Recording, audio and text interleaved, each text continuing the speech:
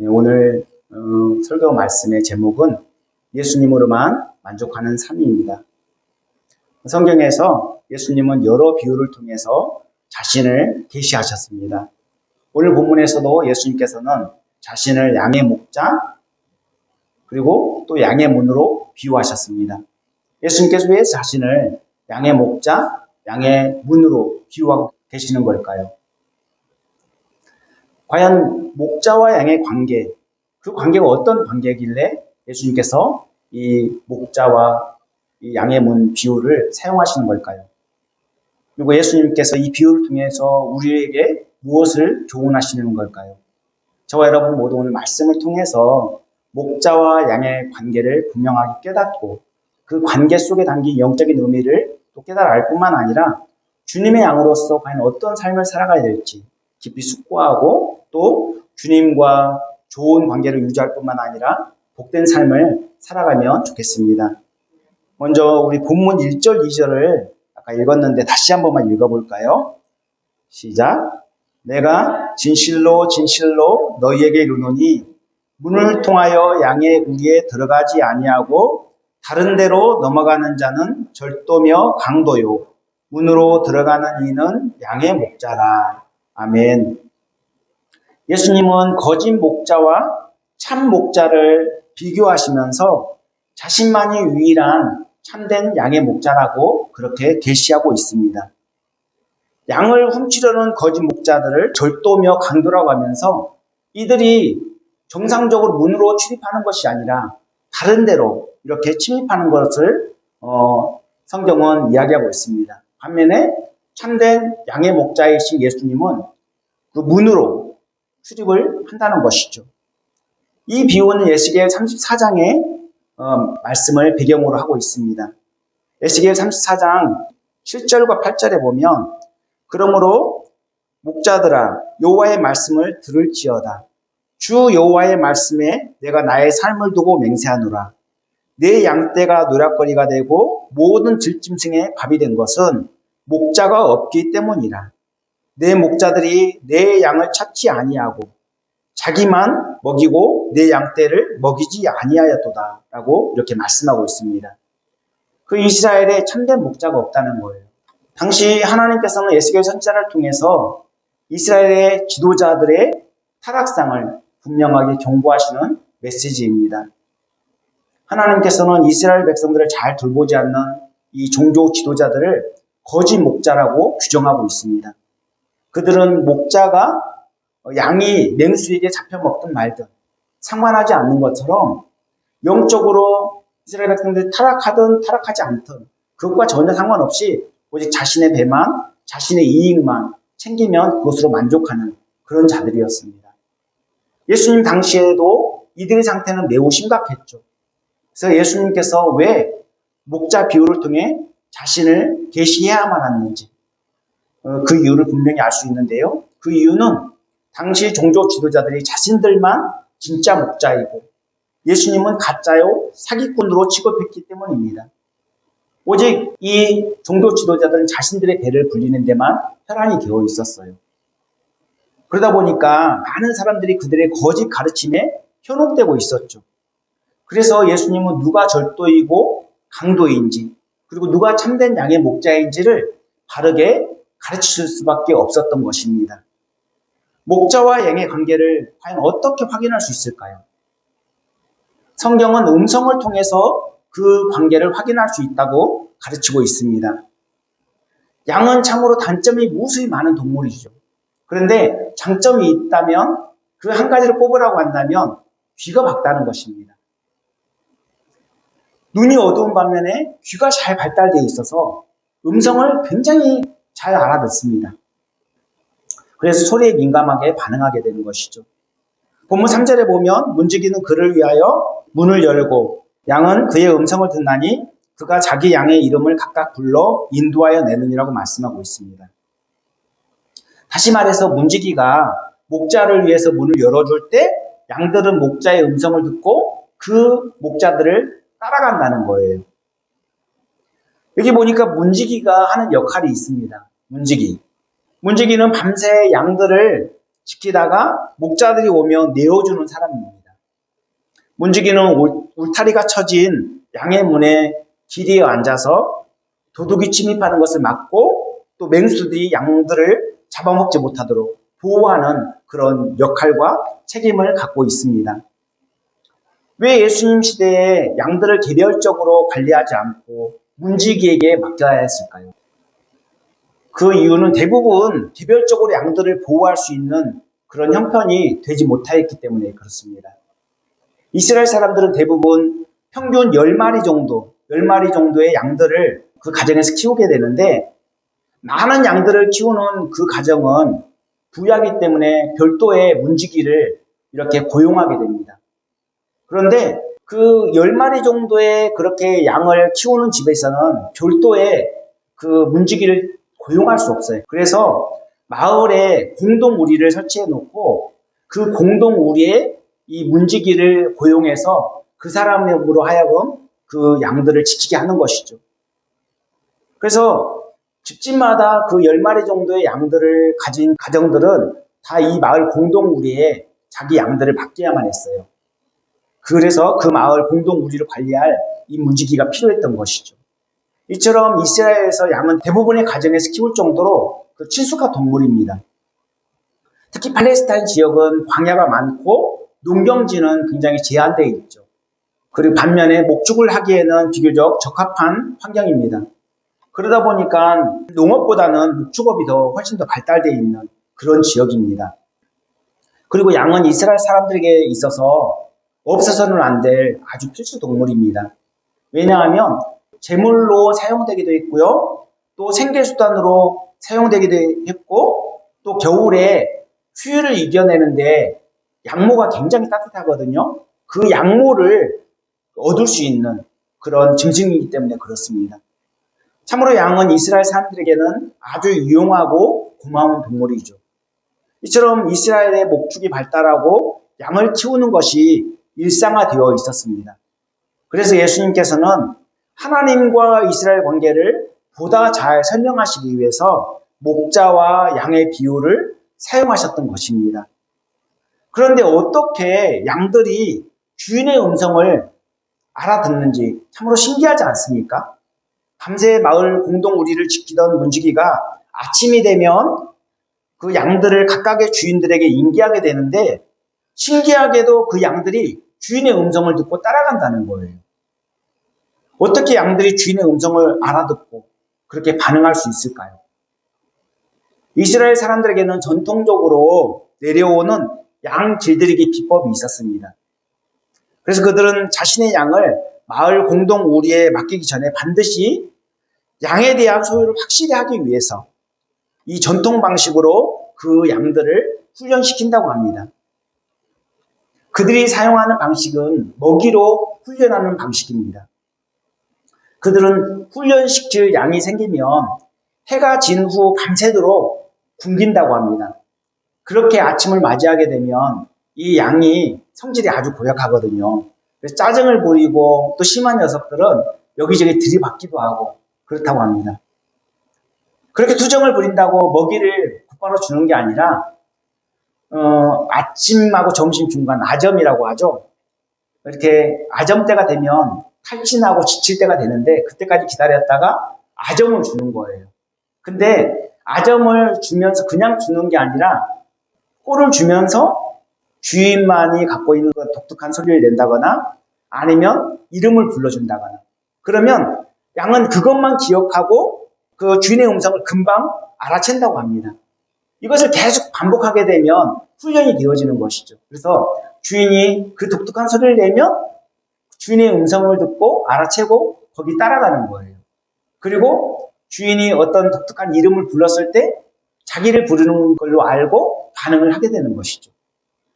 이 전통 방식으로 훈련을 시키면 마을 공동 우리에 아무리 많은 양들이 뒤섞여 있다 할지라도 양의 소유를 다 구분할 수 있는 것입니다. 집집마다 주인이 와서 제각기 소리를 내면 양들은 저마다 주인을 찾아가고 한 마리도 남지 않게 되는 것이죠. 실제로 제가 유튜브 영상에 보니까 어떤 목자가 이렇게 독특한 소리를 막 내더라고요. 근데 여기저기 풀을 뜯어먹고 있던 양들이 이렇게 하나 둘씩 모여들어요. 참 이런 진풍경을 보게 되었습니다. 그리고 제가 설교를 준비하면서 송태근 목사님이 총신대학 재학 시절에 겪었던 이야기를 듣게 됐는데 너무나도 인상 깊어서 소개할까 합니다. 이 송태근 목사님은 총신대 다닐 때만 해도 도로가 포장되지 않아서 비만 오면 질퍽거리는 진흙탕길을 걸어야만 했다고 합니다. 그러니까 장화를 신지 않으면 갈 수 없을 만큼 그렇게 진흙탕길이었다고 해요. 총신대는 산기슭에 있었고 그 산 중턱쯤에 어떤 집사님이 많은 양들을 키우고 있었다고 합니다. 당시 이 총신대 기숙사 밥은 굉장히 부실했대요. 날린 밥이라고 하죠. 금방 먹고 나면 배고프는 그런 밥. 그렇게 또 밥을 먹고 또 더군다나 아침 6시까지 식사를 마쳐야 됐기 때문에 이 아침과 점심 사이가 굉장히 길잖아요. 그러니까 항상 배가 고픈 거예요. 그래서 배가 고프니까 순번을 정해서 그 집사님한테 양젓을 사러 자주 가곤 했다고 합니다. 전도사님들이 양젓을 사러 가니까 그 집사님은 특별히 아주 저렴한 가격으로 제공을 해주었다고 하죠. 그래서 어느 날 송 목사님이 이제 당번이 되어서 양젓을 사러 가게 되는데 그 집사님이 이제 송 목사님한테 신기한 광경을 보여주겠다고 말씀하더랍니다. 그러면서 양의 이름을 지정해주면서 양의 이름을 한번 불러보라고 그렇게 이야기하더랍니다. 그래서 송 목사님은 알려준 대로 그렇게 양의 이름을 불렀습니다. 뭐 예를 들어서 똑순아 이렇게 불렀는데 아무런 반응이 나타나지 않는 거예요. 그런데 그 집사님이 똑순아 하고 부르니까 한 녀석이 이렇게 풀을 뜯어먹고 있다가 이렇게 빼꼼히 고개를 들으면서 소리를 내면서 반응을 하더라는 거예요. 어떻게 이렇게 양이 주인의 음성을 알아채고 그렇게 반응하는지 참으로 신기하지 않습니까? 참 양도 이렇게 훈련을 통해서 얼마든지 길들일 수 있다는 것입니다. 저와 여러분 과연 누구의 양입니까?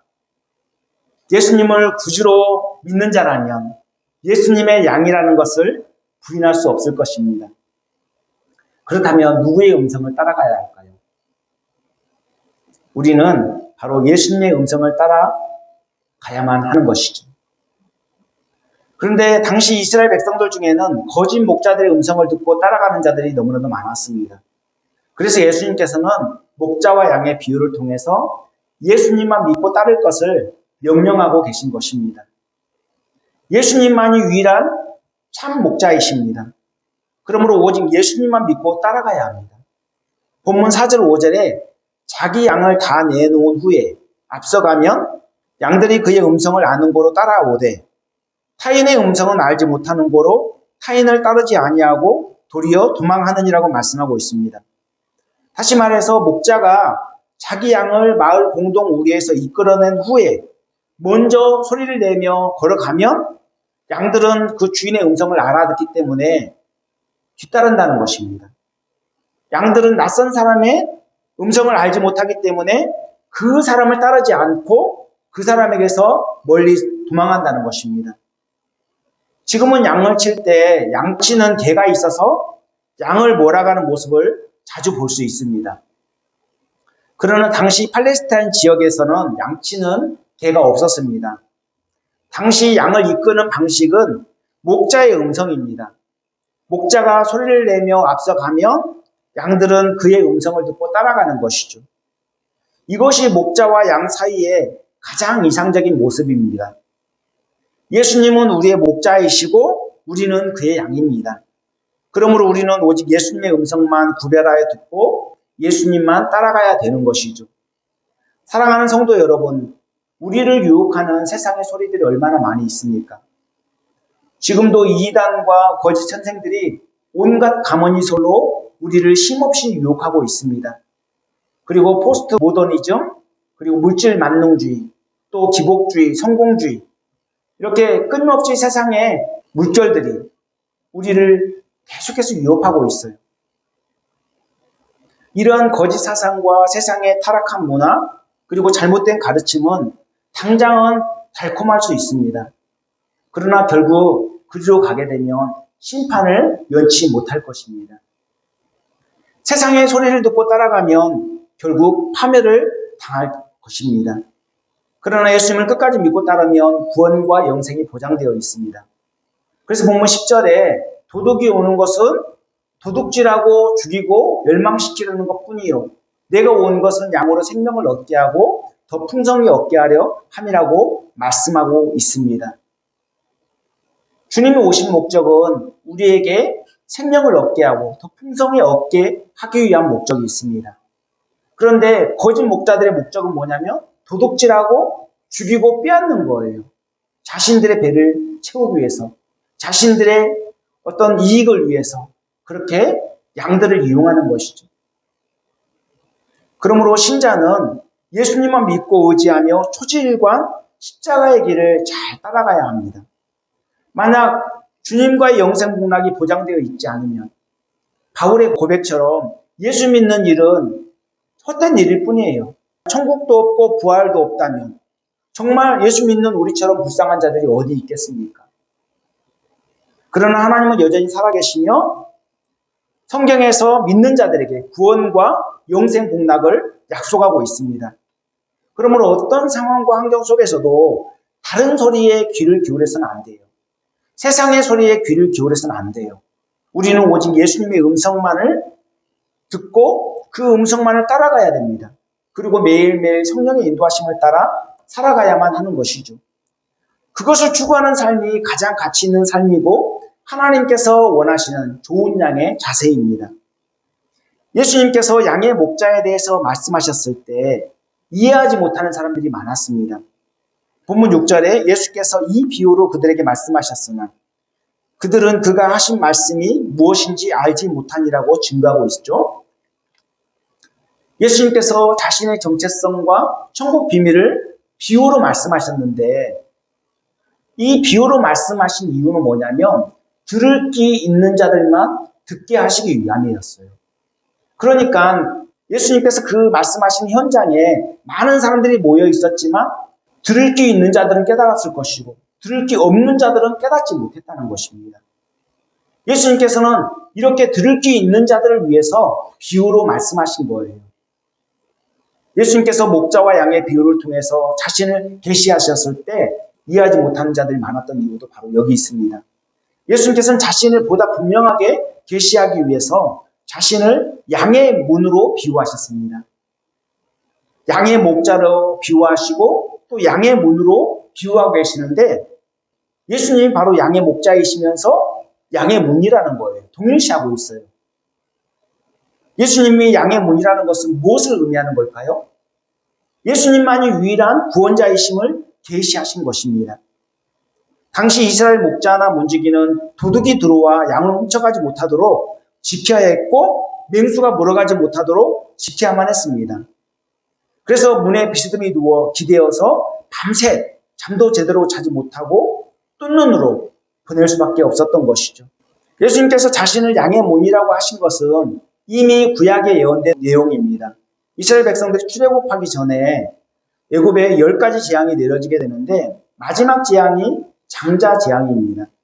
당시 이스라엘 백성들은 하나님의 명령에 순종하여서 문 인방과 문설주에 우수초 묶음에 이 어린 양의 피를 묻혀서 발랐습니다. 그랬더니 죽음의 사자가 어린 양의 피가 묻은 그 이스라엘 백성들의 집은 패스하고 피가 발라지지 않은 이 애굽 사람들의 집에 들어감으로써 애굽 사람들의 집에 장자가 죽어나가는 그 재앙이 임하게 되었던 것입니다. 이는 예외 없이 바로의 장자까지도 죽임을 당하는 그런 일이 있었어요. 그래서 바로는 이스라엘 백성들을 결국 놓아주게 되죠. 이것을 기념하여 이스라엘 백성들은 유월절을 지키게 되었습니다. 그래서 출애굽기 12장 13절에 내가 애굽 땅을 칠 때 그 피가 너희가 사는 집에 있어서 너희를 위하여 표적이 될지라. 내가 피를 볼 때 너희를 넘어가리니 재앙이 너희에게 내려 멸하지 아니하리라. 너희는 이날을 기념하여 여호와의 절기를 삼아 영원한 규례로 대대로 지킬지니라. 이렇게 말씀하고 있습니다. 이 유월절 어린 양의 피가 바로 예수 그리스도의 십자가 보혈을 예표하고 있는 것입니다. 예수님께서 나를 위해 십자가에 못 박혀 죽으셨다는 것을 믿을 때 바로 구원을 얻게 되는 것이죠. 다른 이로서는 구원을 받을 수 없나니 천한 사람 중에 구원을 받을 만한 다른 이름을 우리에게 주신 일이 없습니다. 예수님만이 우리의 유일한 구원의 문이십니다. 그래서 예수님께서는 내가 곧 길이요 진리요 생명이니 나로 말미암지 않고는 아버지께로 올 자가 없느니라 이렇게 말씀하셨습니다. 예수님을 통해서만 죄인이 하나님께 담대히 나갈 수 있고 죄 문제가 해결되며 구원을 받을 수 있다는 사실입니다. 그리고 오늘 본문에서도 예수님은 자신을 양의 문으로 계시하시면서 본문 9절에 내가 문이니 누구든지 나로 말미암아 들어가면 구원을 받고 또는 들어가며 나오며 꼴을 얻으리라고 말씀하고 있습니다. 그렇습니다. 예수님을 구주로 믿고 영접하면 구원을 받게 됩니다. 그리고 말씀에 순종할 때 그 안에서 보호를 받고 주님이 주시는 풍성한 은혜와 사랑을 누릴 수 있는 것이죠. 예수님께서 이 땅에 오신 목적은 자기 백성을 구원하실 뿐만 아니라 주님 안에서 풍성한 은혜를 누리게 하시기 위함입니다. 우리는 예수님을 통해서만 구원을 받을 수 있고 참된 안식과 부요함을 누릴 수 있습니다. 그리고 들어가며 나오며 풍성한 은혜를 누릴 수 있는 것입니다. 예수님만이 우리의 유일한 구원의 문이자 행복의 문입니다. 예수님 말고 다른 문을 찾는다면 그는 어리석은 자이고 결국 심판을 면치 못할 것입니다. 혹시 구원받고 영적인 축복을 누리면서도 세상 것에 탐욕을 부리고 집착하려 하지 않습니까? 만약 그렇다면 그는 하나님께서 기뻐하시는 좋은 양이 아닙니다. 주인의 음성을 듣고 따라가는 자가 아니라 세상 유혹에 이끌려 방황하는 자입니다. 그는 예수님을 참된 목자로 인정하지 않는 사람입니다. 그리고 예수님을 유일한 구원의 문으로 확신하지 않는 사람입니다. 하나님께서 주님을 따르면서 세상과 짝하는 이 양다른 신앙을 용납하지 않아요. 그래서 한 사람이 두 주인을 섬길 수 없다. 이렇게 말씀하고 있죠. 우리에게는 예수님 한 분이면 충분합니다. 예수님은 우리의 유일한 구원자가 되실 뿐만 아니라 그 예수님 안에 모든 복이 다 들어있기 때문에 그렇습니다. 그러므로 예수님 한 분만으로 만족하고 예수님께만 집중하면 돼요. 예수님께서는 나보다 먼저 온 자는 다 절도요 강도니 양들이 듣지 아니하였느니라 이렇게 말씀하고 있습니다. 예수님 오시기 전에도 거짓 목자들과 자칭 메시아라고 주장하는 자들이 많았습니다. 그들은 하나님을 대적하고 오직 전통과 형식, 자기 의에만 치중하는 사람들이었습니다. 자기를 드러내는, 자기 이름을 드러내고 자기 명예를 드러내는 일에만 그렇게 열을 올렸던 사람들입니다. 그래서 자기들도 천국문을 닫고 들어가지 않으면서 들어가려 하는 자들도 못 들어가게 하는 그런 자들이었습니다. 그리고 잘못된 방법으로 사람들을 현혹시키고 사람들의 마음을 훔치고 자신의 잘못된 신념으로 많은 사람들을 궁지에 몰아넣기까지 하였습니다. 그들은 양심의 화인을 맞아 죄의식이 전혀 없습니다. 그리고 수단과 방법을 가리지 않고 불법을 행하면서도 자신이 원하는 목적만 이루면 그것으로 만족하는 자들입니다. 그리고 자신들의 행위를 아주 교묘하게 정당화시키고 그리고 자기 의를 드러내는 사람들이죠. 지금도 여전히 거짓 교사들이 활동하고 있고 이단과 사이비를 비롯해서 자칭 예수라고 떠들고 다니는 사람들이 얼마나 많은지 모릅니다. 그리고 이 세상의 잘못된 가치관, 또 하나님을 대적하는 불순한 사상들, 또 창조 순리를 거스리는 사설들, 이런 것들이 얼마나 우리를 쉼없이 유혹하고 있습니까?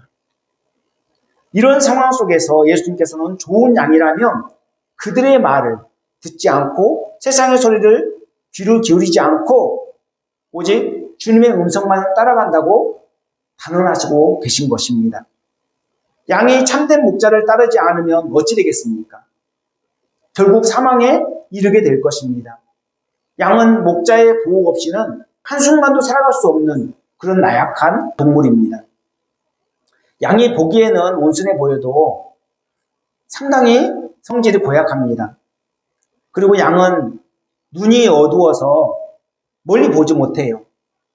그냥 가까이 있는 것만 보는 거예요. 그래서 그 양을 이렇게 이리저리 옮겨주지 않으면 안 돼요. 그냥 가만 내버려두면 뿌리까지 다 뜯어먹거든요. 그리고 양은 눈이 어둡다 보니까 이 멀리 보지 못하고 웅덩이에 쉽게 빠져요. 심한 경우는 낭떠러지에 떨어져 죽는 그런 양들도 많이 있습니다. 그리고 양은 청개구리처럼 여름에는 서로 막 붙으려고 하고 겨울이 되면 또 떨어지려고 하는 습성을 갖고 있어요. 그리고 양은 냉수를 대적할 힘이 전혀 없습니다. 그리고 하체가 매우 부실해서 쉽게 넘어져요. 그리고 넘어지면 혼자 힘으로 일어나지 못한다고 합니다. 만약 그냥 그대로 넘어진 상태로 내버려두면 죽게 되죠. 그러니까는 반드시 목자가 일으켜줘야만 하는 것입니다. 이처럼 성질이 고약하고 어리석고 무능한 동물이 바로 양입니다. 그러니까 한순간도 목자의 보호와 인도 없이는 살아갈 수 없는 그런 나약한 동물이죠. 이런 측면에서 양은 우리의 모습과 별반 다를 바가 없습니다. 우리도 성질이 괴팍하고 어리석고 무능해서 동일한 실수를 계속 반복하기도 하고 그리고 스스로 구원을 이룰 수 없어요. 우리 힘으로는 아무 선을 행할 수도 없고 우리 힘으로는 그런 어떤 마귀의 대적을 물리칠 수 있는 능력이 전혀 없어요.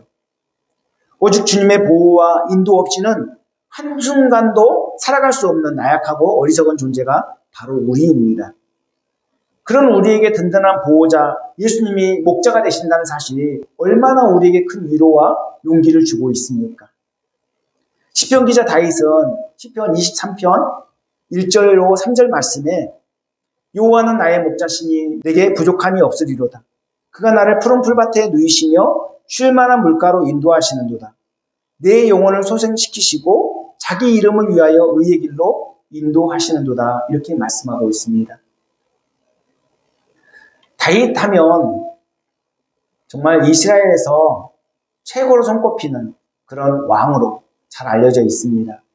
그가 골리앗 앞에 나갈 때 너는 내게 칼과 창과 단창으로 나아오거니와 나는 만군의 여호와의 이름 곧 네가 모욕하는 이스라엘 군대 하나님의 이름으로 나아가노라. 그렇게 하면서 그 골리앗을 죽였던 위대한 사람입니다. 그런데 사울에게 얼마나 많은 고난을 받았습니까? 사울의 핍박을 피해 다니면서 먹을 것도 제대로 못 먹고 또 잠도 제대로 못 자고 수없이 죽을 위기가 많이 있었지 않습니까? 또한 그 아들 압살롬에게 배반을 당해서 신발도 신지 못한 채 도망을 다녀야 했던 그런 안타까운 사연도 많이 있습니다. 그런 사망의 골짜기를 걷는 것 같은 그에게 하나님이 나의 목자가 되셨다는 거예요. 그래서 다윗은 하나님의 목자로 믿고 살아가기 때문에 부족함이 없다고 고백할 수 있었던 것입니다. 이처럼 우리가 주님을 목자로 믿고 따르면 주변의 상황과 환경에 상관없이 우리에게 참된 부요함과 평안이 밀려올 것입니다. 어떤 위급한 상황 속에서도 늘 샬롬의 상태를 유지하게 될 것입니다. 그것이 바로 목자와 양의 바른 관계입니다. 양이 목자의 보호와 인도를 뿌리치고 제멋대로 아무데로나 막 가면 어떻게 되겠습니까? 독초를 먹어 죽을 수도 있고 낭떠러지로 굴러 떨어져 죽을 수도 있습니다. 곳곳에 위험이 도사리고 있어서 언제 죽임을 당해도 전혀 이상하지 않을 것입니다. 언제든 맹수에게 잡혀 먹힐 수 있고 바위템이나 동굴 안에 숨어서 무리에서 이탈한 그 양들을 훔치려는 자들의 표적이 될 수도 있을 것입니다. 그러나 꾸준히 목자의 인도만 따라가면 안전합니다.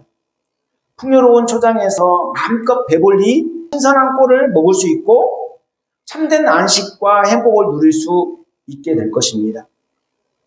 주님의 음성을 듣고 주님을 따른다는 것은 주님의 말씀을 듣고 기도하며 성령의 인도하심을 따라가는 것을 의미합니다. 우리는 영적인 존재이기 때문에 말씀과 기도를 통해 하나님의 뜻을 깨닫고 바르게 행동할 수 있습니다.